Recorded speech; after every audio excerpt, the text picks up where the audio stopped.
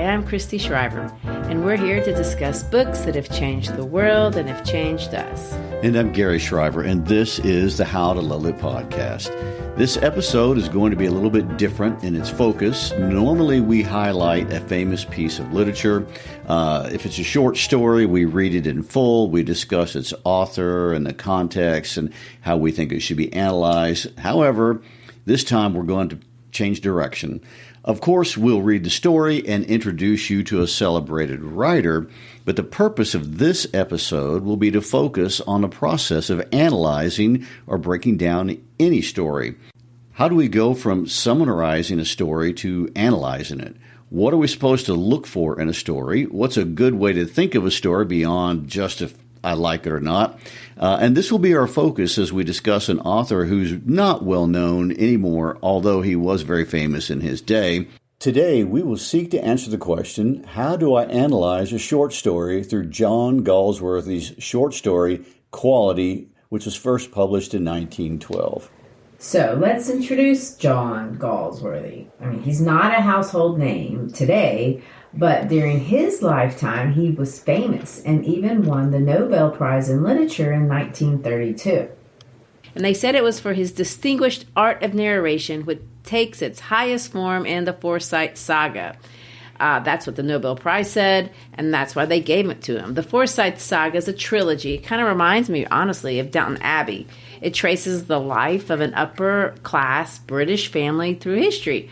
Of course, the eras aren't the same as Downton Abbey's because the Forsyte Saga goes from 1886 to 1920, where Downton Abbey starts in 1912. But it's kind of the same idea. In both cases, you watch a wealthy family, navigate the transitions of the times. So you're saying John Galsworthy is the Julian Fellows of his day? Yes, it's a fair comparison. Julian Fellows, creator of Downton Abbey, and as you know, Downton Abbey is one of my all-time favorite shows. And both Galsworthy and Fellows came from this upper crust British aristocracy. The one big difference is, in Julian Fellows' shows, he somewhat celebrates and he does humanize the aristocracy of his birth. Galsworthy doesn't. He criticizes and kind of dissects it and in some ways claims that it's morally empty. But in both cases, what we enjoy about their work is getting this insider's understanding of what it's like to live in those fancy British castles. What's it like to be called to dinner by gongs and dressing up multiple times a day? It's a world most of us will never understand. Well, another difference is that while Galsworthy wrote about his contemporaries, Fellows writes about a past era. No, well, that's true, of course. Galsworthy, interestingly enough, did not write for fame, or he didn't even write for money. He didn't need to. He never even knew what it was like to not have money, if you can imagine. But what he did write about, he did address what it meant to be poor, but it wasn't because he learned that from his personal experience. His experience was the story of his most famous characters. He wrote about, because he knew about social manners, sporting fraternities, Oxford artiness, Oxford horsiness, and of course, above all else, Oxford tradition of good form. And I don't want to make fun of that. I actually love it. Galsworthy, by every account that I've read about him, was a very good person, and he had a high level of empathy for all kinds of people. After college, he got a law degree, and he kind of learned, he leaned in to something that looks kind of, almost like social rebellion in his professional life. He got upset that most of the time, as he saw the law being practiced, the will of the stronger prevailed, while oftentimes pretending to be acting in the best interest of everyone. Over time, this power flexing in the name of fake goodness just came to irk him. He saw modern society of his day as hypocritical because he just seemed to notice that the wealthier clients always won, or if they didn't, at least their well-paid lawyers always won. And he didn't want to be a part of the system. So he dropped out. He just left the profession and started writing fiction. And he wasn't sure that if he would be any good at it. So, because he was kind of underconfident, he wrote under a pseudonym. But over time, he perfected his skill, and then he started to put his own name in print. He developed a process and a discipline that he carried out really for the rest of his professional life, and it's kind of unusual. He would write stories in the morning and plays in the afternoon, and he did this regularly for 20 years, and he had quite the stockpile. He averaged about one novel and one play a year. Well, I know it's time to get into the story because the story is the thing, but I did think it was worth mentioning that Galsworthy's social activism did inspire actual real-world change in several cases. One cause he cared about was the overuse of solitary confinement as a punishment in British prisons. He sought to bring awareness and change to that issue, so he requested permission to visit inmates, and then he wrote a play called Justice. It was successful, and the success of the play actually put enough pressure on the government that they passed laws limiting the number of hours an inmate could be placed in solitary confinement. You know, I find that interesting because it's not something that you would think a wealthy individual like him in this posh world would even think about. I wonder, what made him aware that this was even a problem? Well, the story of how that happened isn't widely known. And, history tells us there was a family whisper of something improper. A family whisper. Yes, that triggered his interest. But everything else is quite concealed in typical British fashion. And if anyone knows the full story on that, I would be interested in having you pass that along. Well, that's kind of funny. And you're right, very Downton Abbey-like. But anyway, the story we're going to read is not about social justice. And before we get into the specifics of this particular story, I do want to talk about how a person or anyone should read any story. And if we're interested in understanding it more than just if we like it or not, if we want to understand what the author is saying about the human experience, or if we're interested in the insight that the author finds interesting. That's what keeps a boring story, or what makes a boring story interesting, if you can think that as being kind of a possibility. I know it sounds like a paradox. Well, I can. And honestly, that's been the difference for me. As I've gotten into reading literature with you over the last few years, until I learned that, I read stories as kind of a pass-fail test. Did I like it or did I not? And if I do like it, maybe because it was funny or it moved me in some way, or it enlightened me on a topic I didn't know much about, and something like that. I've always liked history, and obviously, but for a long time I didn't have a lot of use for fiction until I realized that writers were the first psychologists, and really some of the best psychologists. I mean, it makes reading fiction a very different experience. For sure. And it's not that serious fiction has to be boring. It can be funny, and a lot of it is entertaining. It's just that being entertaining isn't the point. Sometimes reading good fiction is going to be a struggle. So, if it's a struggle, then why do it? Well, because the aim of serious fiction is higher than that. We feel enlightened. I know, if I can use that word. Or maybe we can feel challenged when we read something that gives us insight into the meaning of what it means to be human, a perspective that we haven't considered, a worldview that isn't ours. I mean, the goal of serious fiction writers is not the same as other writers. And that's kind of what's cool about reading works from different time periods, written in different parts of the world, maybe from different religious perspectives, from different genders, whatever it is. People of the past are just as smart as us, but their vantage point on life and what it means to be human was very different. And understanding that is the goal. To answer the question that no one can answer, really, what's it mean to be human? The statement about life that fiction makes is usually more complex than any single idea. I mean, Flannery O'Connor famously said, if I could have just told you what my story had meant, I wouldn't have written a story at all. She was a funny lady, but she thought of fiction as experienced meaning. She didn't think what she wanted to say was something she could just tell. Hey friends, it's Nikayla from the podcast Side Hustle Pro. I'm always looking for ways to keep my kids entertained without screens, and the Yoto Mini has been a total lifesaver. My kids are obsessed. Yoto is a screen-free audio player where kids just pop in a card and listen. Hours of stories, music, podcasts, and more, and no screens or ads. With hundreds of options for ages 0 to 12, it's the perfect gift they'll go back to again and again. Check it out at yotoplay.com. YOTOPLAY.com. An all-new season of The Secret Lives of Mormon Wives is coming to Hulu on November 13th. Mom Talk started as a sisterhood, and that's gone to flames. New secrets and lies are coming out. This is going to be catastrophic.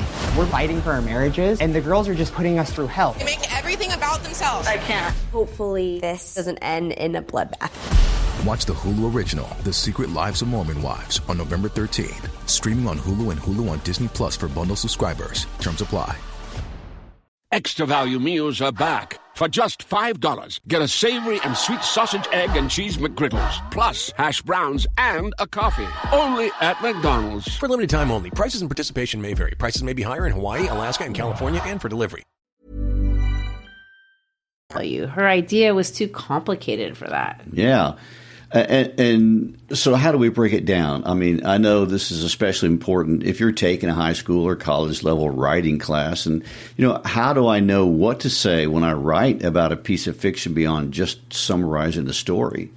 Correct, because you definitely, if you're writing for an academic purpose, you just do not. It's deathly to just summarize the story. You don't want to turn in a summary to your professor, so make that clear. Well, can I interrupt for a second and just say, what are the chances that your professor already knows the summary of the story? Correct. Right. And he knows if you've read it or if you can use AI in any way, you can do that. And he doesn't want you to college-splain something he already knows. No, that's a good point. That tells you, a summary tells you what happened, but it doesn't tell you what it means. There's no interpretation when you summarize. You just can't. Everyone's going to come up with the same conclusion.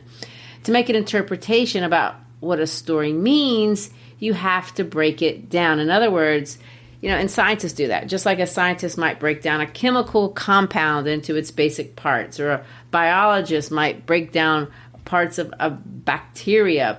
We're going to break down a story like that, and we're going to look at all the independent elements specifically, add up all the details that the writer has chosen to include, notice the ones he's chosen not to include, and then notice how he created the story, sure, but what is he trying to say about our world through the story?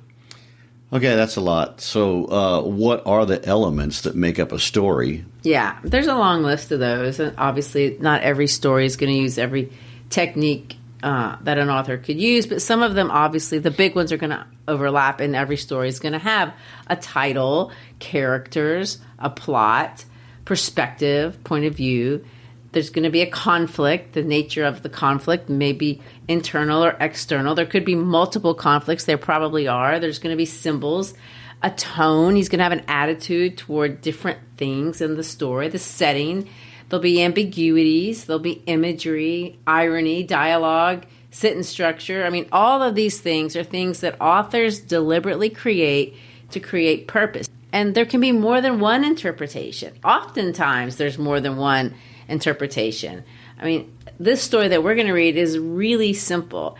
And when we break it down, actually, let me just put it this way. When we broke it down in class, I had multiple students that looked at this story very differently, and they were both right. So let's navigate through the story and see what we notice and see if the amateur over here can pick up. Well, one more thing. It's worth mentioning that there is almost no way to understand a complex piece of literature reading it through just once. I mean, not even a short story.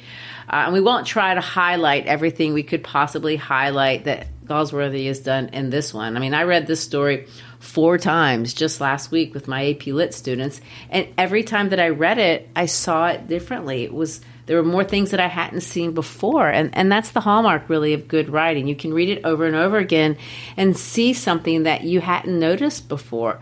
But for this purpose, for the exercise that we're going to go through, we're not going to read it, obviously, multiple times. I appreciate that. And I think our listeners appreciate that, although I will say our listeners are way more sophisticated than the average listener. Oh, for sure. That goes without saying. So let's get started. The title of the story, Quality, and just for context, it was published in 1912 in England. So for some historical context, that's 2 years before World War I, and it's during the Second Industrial Revolution in England. The second, okay, there's two industrial revolutions? Oh, yes, at least.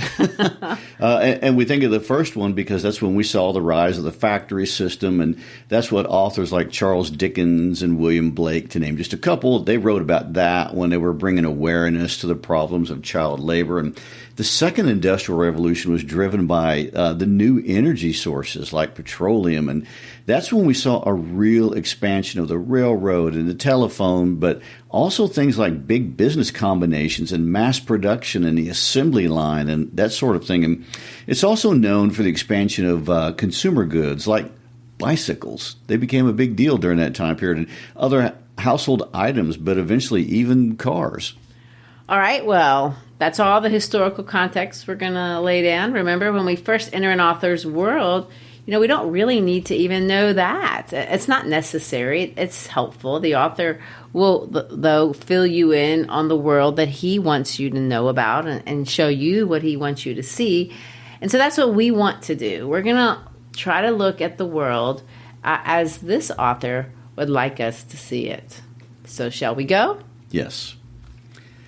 I knew him from days of my extreme youth because he made my father's boots, inhabiting with his elder brother 2 little shops let into one in a small by-street, now no more, but then most fashionably placed in the West End. That tenement had a certain quiet distinction. There was no sign upon its face that he made for any of the royal family, merely his own German name of Gessler Brothers, and in the window a few pairs of boots. I remember that it always troubled me to account for these unvarying boots in the window, for he had made only what was ordered, reaching nothing down, and it seemed so inconceivable that what he made could ever have failed to fit. Had he bought them to put there? That too seemed inconceivable. He would never have tolerated in his house leather on which he had not worked himself. Besides, they were too beautiful. The pair of pumps so inexpressibly slim, the patent leathers with cloth tops making water come into one's mouth, the tall brown riding boots with marvelous sooty glow as if though new they had been worn 100 years. Those pairs could only have been made by one who saw before him the soul of boot. So truly were they prototypes incarnating the very spirit of all footgear. These thoughts, of course, came to me later, though even when I was promoted to him at the age of perhaps 14, some inkling haunted me of the dignity of himself and brother, for to make boots, such boots as he made, seemed to me then, and still seems to me, mysterious and wonderful. So let's get started with our analysis. Gary, what is our story about?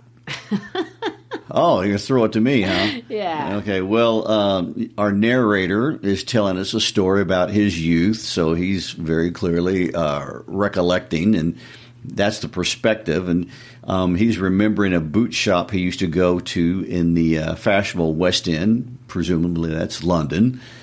And apparently this boot shop was run by 2 German brothers named Gessler, and their shoes are out of this world amazing, and he goes to quite some detail about being confused as to why there were any boots in the window at all, because their boots were always perfect and made to fit, and how could they have any just sitting around? I mean, he even personifies them. Yeah, you almost spiritualize them. You see that pun, soul of boot. It's cute, the souls of the boot, and then humans have souls. Ba-dum-bum, S-O-L-E-S versus S-O-U-L-S. He uses the word incarnate, the spirit of all footwear. He uses the word haunted, mysterious. So that's what I mean by tone. What's his attitude toward these shoes? I mean, these are two amazing artists, and their craft is making shoes by hand. He even notices that they don't care about making the outside fancy, but they clearly have clients that are the royals. You really today don't see anybody picking up that hobby anymore. Oh, no. Or should I say, no one does that as a profession either. No, they don't. But as we think about the setting, also remember, we're seeing the world through Galsworthy's eyes, and this is the world. The shop is how he chooses to describe it. The details he chooses about the shop, they're the ones he wants us to focus on. This shop doesn't sound like a product of that second industrial revolution you just described. I don't see any description of technological advancements. The images that we see are not about a changing world, but about an enduring one. That's why we're talking about souls. I mean, I'll pick up the reading, but have those ideas in mind. So here we go. I remember well my shy remark one day while stretching out to him my youthful foot. "Isn't it awfully hard to do, Mr. Gessler?" And his answer, given with a sudden smile from out of the sardonic redness of his beard, "It is an art." Himself, he was a little as if made from leather, with his yellow, crinkly face and crinkly reddish hair and beard and neat folds slanting down his cheeks to the corners of his mouth and his guttural and one-toned voice. For leather is a sardonic substance and stiff and slow of purpose. And that was the character of his face, save his eyes, which were gray-blue, had in them the simple gravity of one secretly possessed of the ideal. His elder brother was so very like him, though watery, paler in every way, with a great industry, that sometimes in early days I was not quite sure of him until the interview was over. Then I knew that it was he. If the words, "I will ask my brother," had not been spoken, and that, if they had, it was his elder brother. When one grew old and wild and ran up bills, one somehow never ran them up with Gessler Brothers. It would not have seemed becoming to go in there and stretch out one's foot to the blue iron, spectacled glance, owing him for more than, say, 2 pairs, just the comfortable reassurance that one was still his client. For it was not possible to go to him very often. His boots lasted terribly, having something beyond the temporary, some, as it were, essence of boot stitched into them. One went in, not as into most shops, in the mood of, "Please serve me and let me go," but restfully as one enters a church, and sitting on the single wooden chair, waited, for there was never anybody there. Soon over the top edge of that sort of, rather dark and smelling soothingly of leather, which formed the shop, there would be seen his face or that of his elder brother peering down, a guttural sound and the tip-tap of base slippers beating the narrow wooden stairs, and he would stand before one without coat, a little bent in leather apron with sleeves turned back, blinking, as if awakened from some dream of boots, or like an owl, surprised in daylight and annoyed at this interruption. And I would say, "How do you do, Mr. Gessler? Could you make me a pair of Russian leather boots?" First of all, great German accent there. So we're back to talking about shoes with that kind of religious language again, and that seems to be worth noting. Correct. And so we've talked a little bit about the setting, and that's how it's described. But let's talk about the Gessler brothers themselves. If we are to think about how are they described, I mean, Gary, what would you notice? They're described almost as if they're shoes also. I know.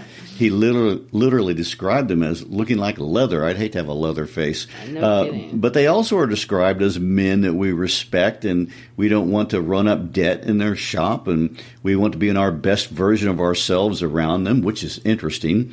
They have an accent which is a little harder to understand. It's also a little ironic that they are boot makers, but they themselves wear slippers. I don't know if that's important. Well, as you read, you never know what's important, but you should know that every word is intentional. Let's move forward, and we'll just think on it. In the next part, we'll introduce another literary element that's really important. That's dialogue. How do characters interact with each other? So in order to highlight the dialogue, if you'll read the lines of the narrator, I'll practice my broken German English, and I'll read the lines of Mr. Gessler. Oh, better you than me. Without a word, he would leave me, retiring whence he came or into the other portion of the shop, and I would continue to rest in the wooden chair, inhaling the incense of his trade. Soon he would come back, holding in his thin, veined hand a piece of gold-brown leather. With eyes fixed on it, he would remark, "What a beautiful piece." When I, too, had admired it, he would speak again. "When do you want them?" And I would answer, "Oh, as soon as you conveniently can." And he would say, "Tomorrow fortnight." Or if he were his elder brother, "I will ask my brother." Then I would murmur, "Thank you. Good morning, Mr. Gessler." "Good morning." He would reply, still looking at the leather in his hand, and as I moved to the door, I would hear the tip-tap of his based slippers, restoring him up the stairs to his dream of boots.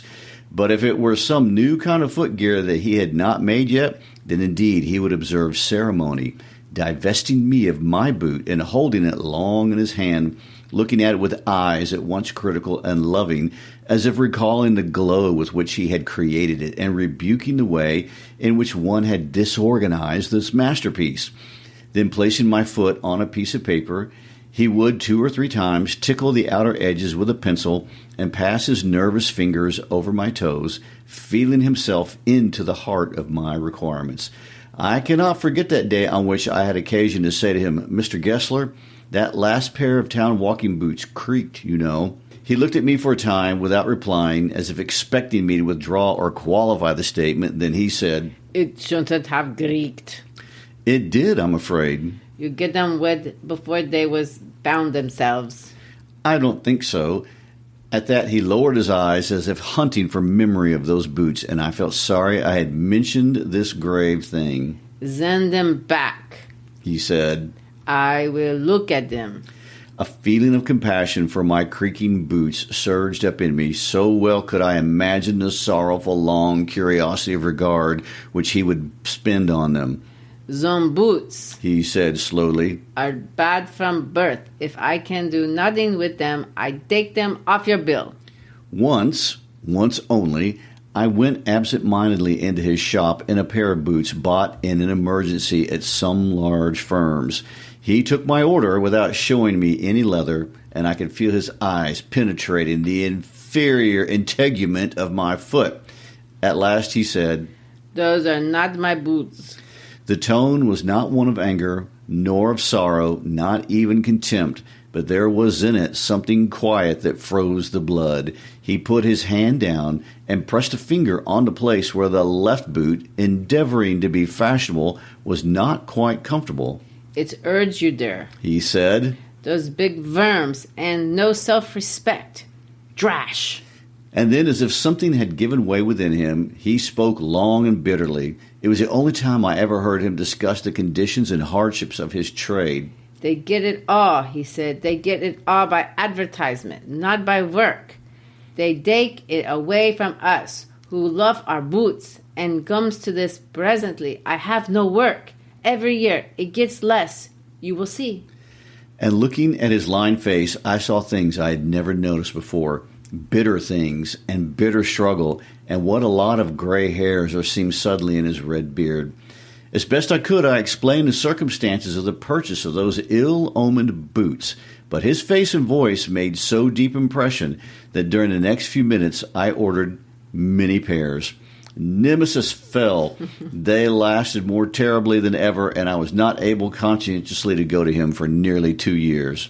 So first of all, that German accent that's reflected in the way that he wrote those words is really hard to read. It's very Mark Twainish. Yeah, well, and then Mr. Gessler speaks about the boots. That's something to notice, as if they were real. For Mr. Gessler, he says they come into themselves, and some of them are bad from birth. I mean, he's clearly relating the boots in some ways the way we talk about people. He knows them, and he knows his boots like we might know our own children. Well, he says of the narrator's boots, "Those aren't mine." I mean, he knows his own shoes almost like they were his own children. Exactly. And another thing we should always notice in stories, and this is what we want to call narrative pacing. So in general, the narrative pacing is how fast a story goes. At this point, how would you describe the pace of this story, Gary? I'm going to be honest. It's slow. Yes. Nothing is happening except a guy coming by and talking to a man who makes boots. Exactly. I mean, it's quiet, a very slow, steady tempo. But notice just what happened. We took a jump, 2 years. So in that sense, it kind of accelerated the time. But as far as action goes, there isn't almost any action. This is not an action-packed story at all. So we had that first segment, and but in a way that supports a little bit of what he's trying to say. Something about these boots is timeless. Time isn't supposed to be passing. When at last I went, I was surprised to find that outside one of those two little windows of his shop, another name was painted. Also that of a bootmaker, making, of course, for the royal family. The old familiar boots, no longer in dignified isolation, were huddled in the single window. Inside the now contracted well of one little shop was more scented and darker than ever, and it was longer than usual, too, before a face peered down and the tip-tap of the based slippers began. At last he stood before me and, gazing through those rusty iron spectacles, said, "Mr. Is it?" "Ah, Mr. Gessler," I stammered, "but your boots are really too good, See, these are quite decent still." And I stretched out to him my foot. He looked at it. "Yes," he said. "People do not want good boots, it seems." To get away from his reproachful eyes and voice, I hastily remarked, "What have you done to your shop?" And he answered quietly, "It was too expensive. Do you want some boots?" I ordered 3 pairs, though I'd only wanted 2, and quickly left. I do not know quite what feeling of being part in his mind of a conspiracy against him, or not perhaps so much against him as against his idea of boot. One does not, I suppose, care to feel like that, for it was again many months before my next visit to his shop paid, I remember, with the feeling, oh well, I can't leave the old boy, so here goes. Perhaps it'll be his elder brother. For his elder brother, I knew, had not character enough to reproach me, even dumbly. And to my relief, in the shop, there did appear to be his elder brother handling a piece of leather. "Well, Mr. Gessler," I said, "how are you?" He came close and peered at me. "I am pretty well," he said slowly, "but my elder brother is dead." And I saw that it was indeed himself, but how aged and wan, and never before had I heard him mention his brother. Much shocked, I murmured, "Oh, I am sorry." "Yes," he answered. "He was a good man. He made a good boot, but he is dead." And he touched the top of his head, where the hair had suddenly gone as thin as it had been on that of his poor brother, to indicate, I suppose, the cause of death. "He could not get over losing the other shop. Do you want any boots?" And he held up the leather in his hand. "It's a beautiful piece." Hey friends, it's Nikayla from the podcast Side Hustle Pro. I'm always looking for ways to keep my kids entertained without screens, and the Yoto Mini has been a total lifesaver. My kids are obsessed. Yoto is a screen-free audio player where kids just pop in a card and listen. Hours of stories, music, podcasts, and more, and no screens or ads. With hundreds of options for ages 0 to 12, it's the perfect gift they'll go back to again and again. Check it out at yotoplay.com. YOTOPLAY.com.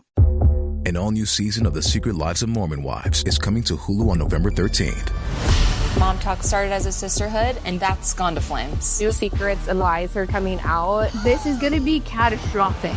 We're fighting for our marriages, and the girls are just putting us through hell. They make everything about themselves. I can't. Hopefully this doesn't end in a bloodbath. Watch the Hulu original, The Secret Lives of Mormon Wives, on November 13th. Streaming on Hulu and Hulu on Disney Plus for bundle subscribers. Terms apply. I ordered several pairs. It was very long before they came, but they were better than ever. One simply could not wear them out, and soon after that I went abroad. It was over a year before I was again in London, and the first shop I went to was my old friend's.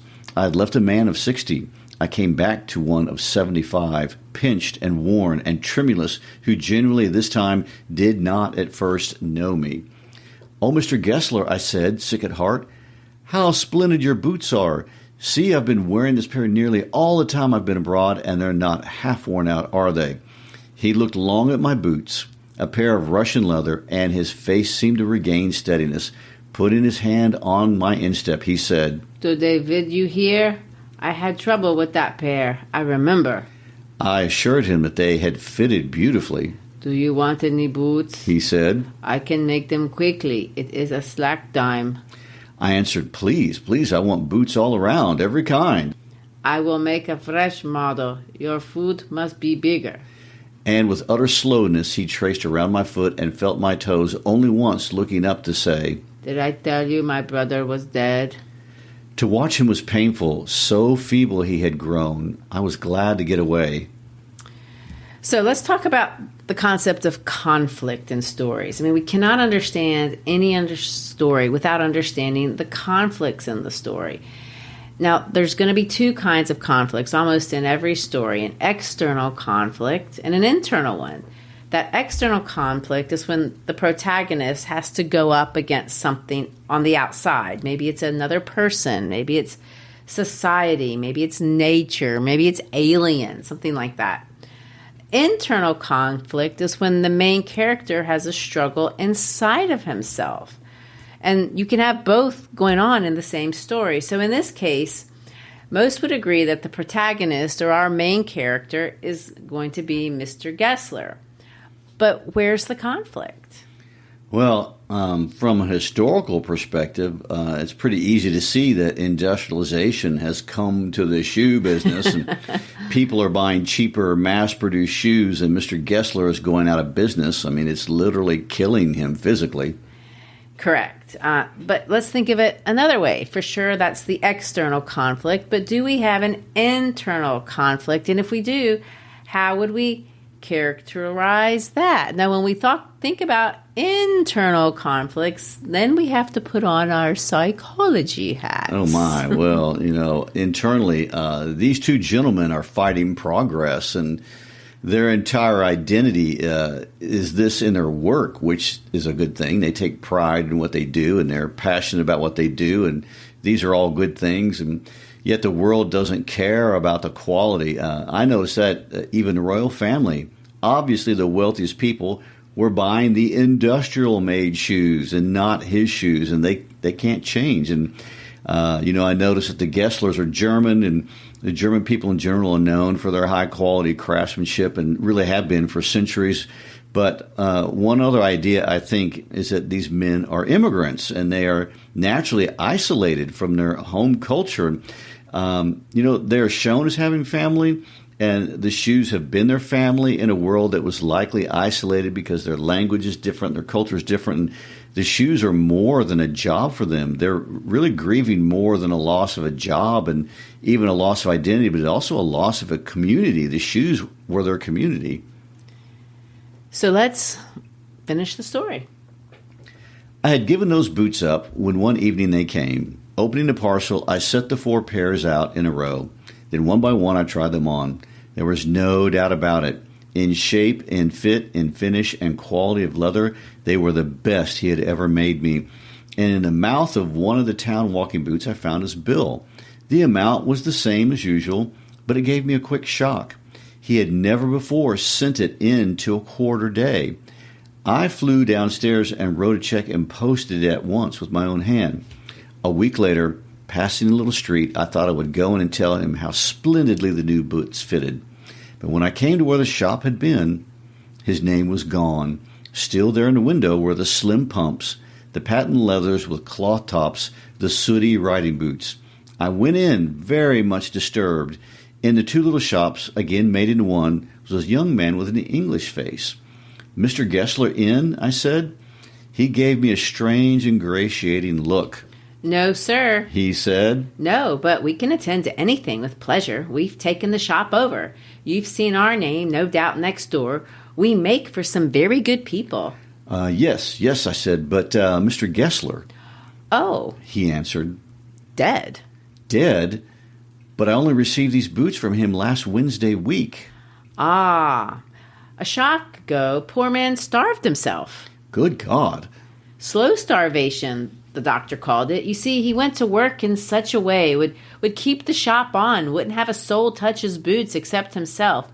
When he got an order, it took him such a time. People won't wait. He lost everybody. And there he'd sit going on and on. I'll say that for him. Not a man in London made a better boot. But look at the competition. I mean, he never advertised.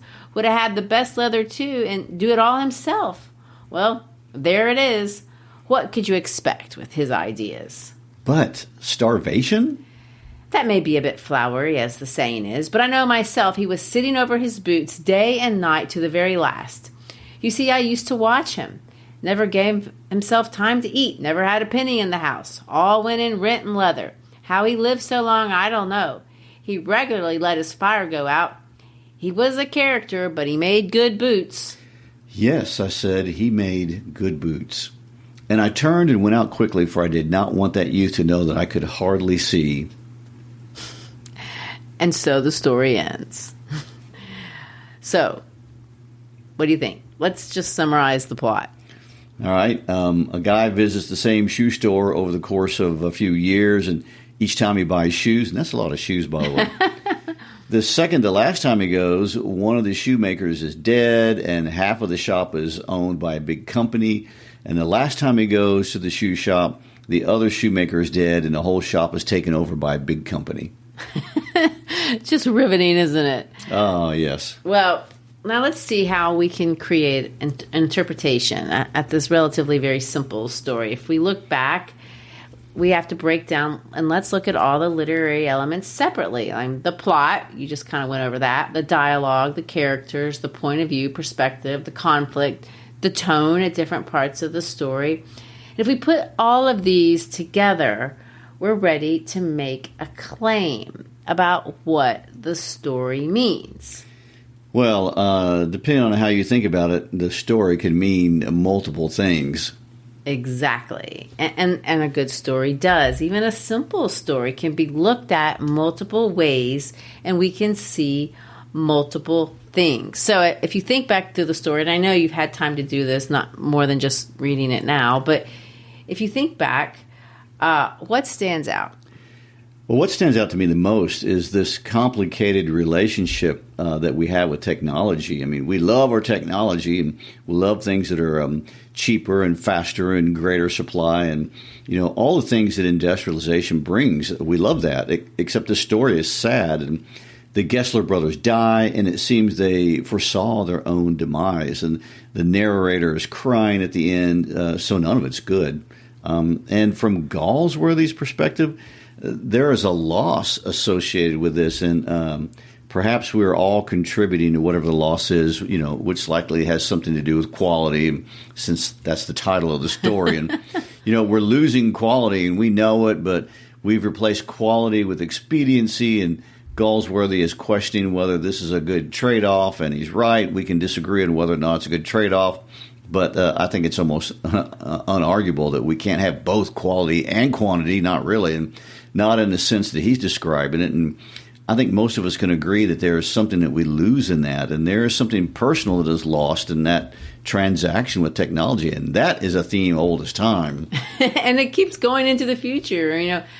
I think if we look back at all those literary elements that we've discussed that we need to think about when we're interpreting, I think your interpretation does withstand the scrutiny of all the literary elements. Everything. I want to give myself a golf clap. You have to look for, is there a detail in the story that contradicts the way I'm thinking about it?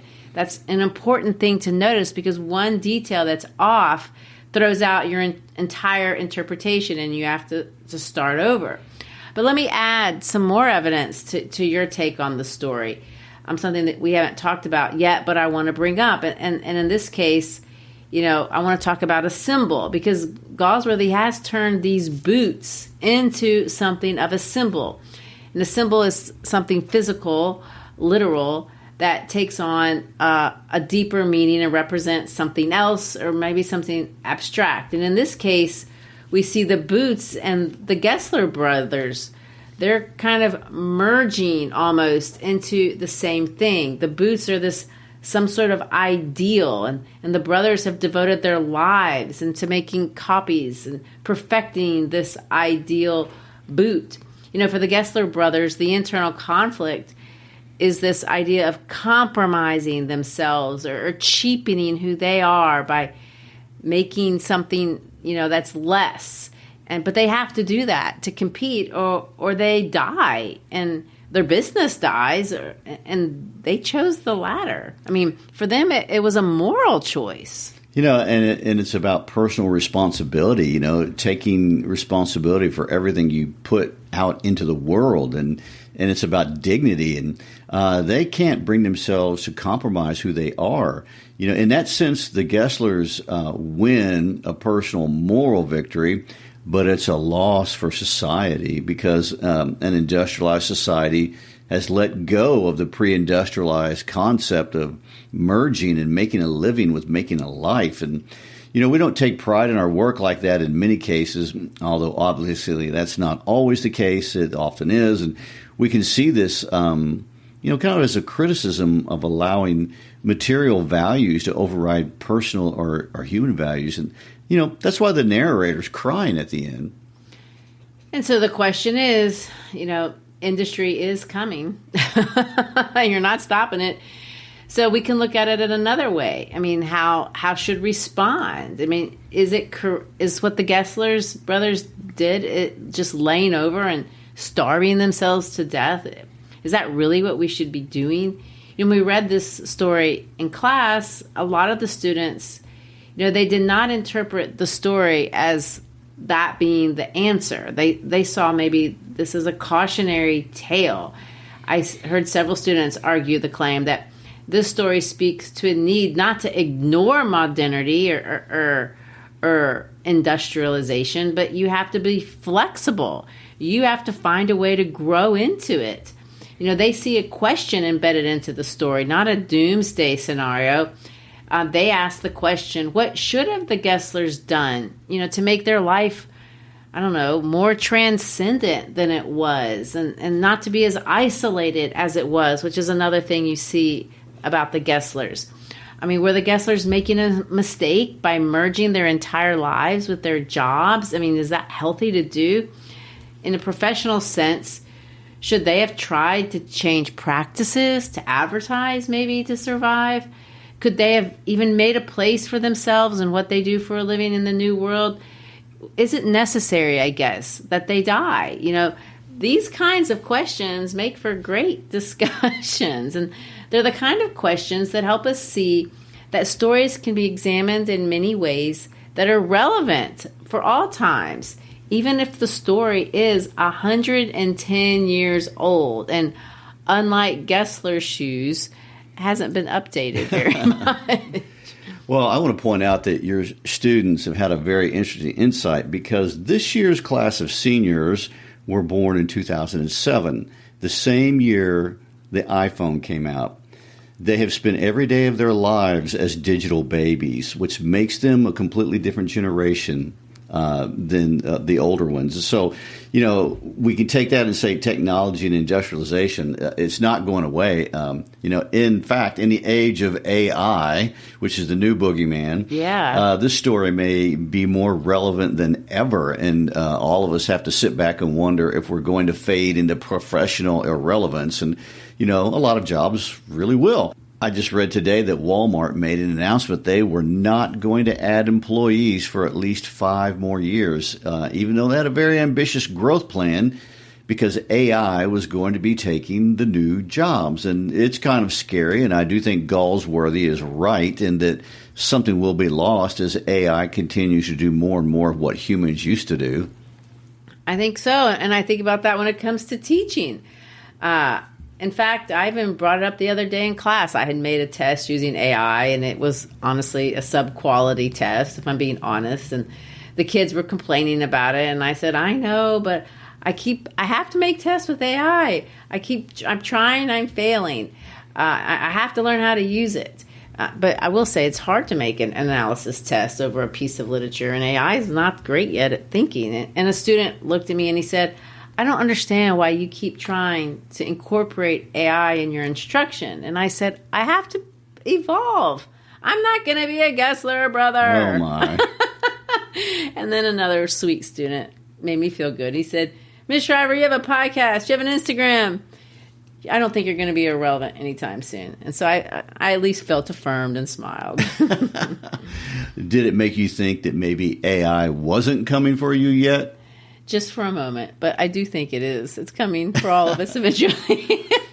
Yes, I guess it likely is, but not today. No. So on that note, let's close out. And today's episode was a little different, as we talked about mostly about how to read a story. I guess it's appropriate for somebody who has nearly 300 episodes about other books. And so we learned to break it down into its different literary parts, form a thematic interpretation, and then see if the interpretation survives scrutiny as you go back through the different details and elements of the story in light of what you think the author is trying to say.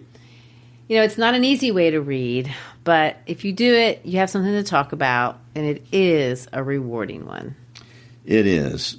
So thank you for listening and supporting the podcast. And if you enjoyed this episode, please remember to pass it along to a friend or a colleague via email, social media, text, etc., whatever you got. Also, we invite you to connect with us through our website, howtolovelitpodcast.com, or any of our social media. And remember, it's when you share that we grow. And thanks again for helping make literature more enjoyable and understandable and as accessible for as many people as possible. Peace out.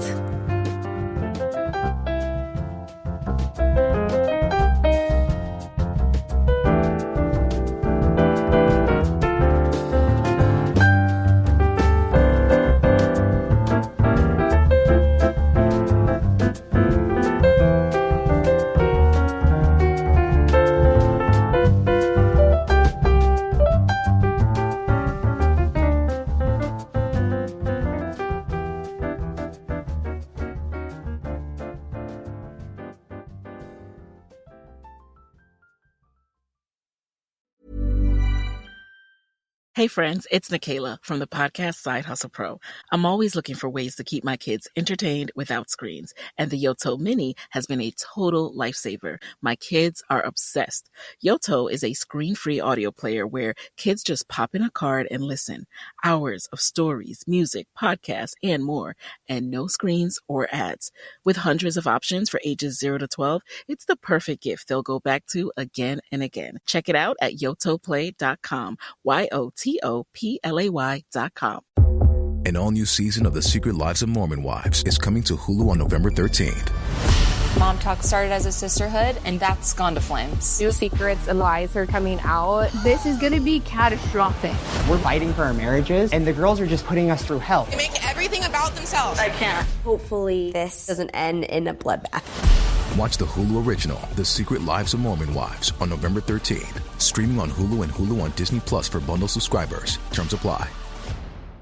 When you invest with Fidelity Go, it does all the work for you. So while Fidelity Go monitors the markets, rebalances your portfolio, and tracks your progress to keep your investments aligned with your goal, you can invest your time however you want, all while paying no advisory fees under $25K. Invest your money, not your time, with Fidelity Go. Get started at fidelity.com/go. Advisory services offered by Strategic Advisors, LLC, a registered investment advisor. Brokerage services provided by Fidelity Brokerage Services, LLC, member NYSE and SIPC.